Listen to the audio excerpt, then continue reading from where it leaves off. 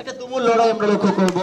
দুটো দল কর্নারের রেডটা শানাচ্ছেন মিডল এরিয়াতে কোর্টের এদিক সেদিক করছেন একজন। আজকে কাবাডি এই যে আয়োজন ন্যাশনাল কাবাডি বিশেষ করে উদ্বোধনী খেলা স্বাগতিক বগুড়া এবং সিরাজগঞ্জের মধ্য দিয়ে কাবাডি যে বাংলাদেশের এই ধারাবাহিকতা শুরু হয়েছে, বগুড়াতে প্রচুর পরিমাণে কাবাডি টুর্নামেন্ট হচ্ছে এবং জাতীয় পর্যায়ে কিছুদিন আগে এরা খেলে আসছে। দেখলাম যে বিকেএসপির সাথে মানে রানার আপ হয়েছে, তো এটা অনেক অনেক ভালো আমি মনে করি। বগুড়ার অনেক ভালো করছে, তারা তো রেগুলার প্র্যাকটিস করে বিভিন্ন ইসে।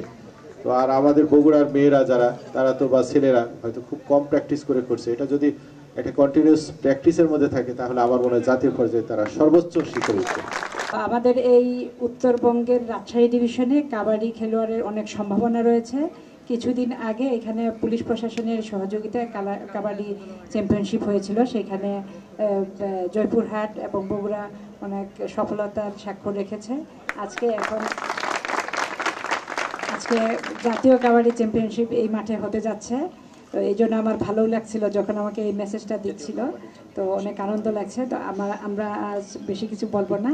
আজকে আমি খেলোয়াড়দের সফলতা কামনা করে এবং আজকের এই খেলাটা অত্যন্ত শৃঙ্খলাবদ্ধভাবে যাতে পরিচালিত হয় সেই আশাবাদ ব্যক্ত করে আজকের এই খেলার শুভ উদ্বোধন ঘোষণা করছি।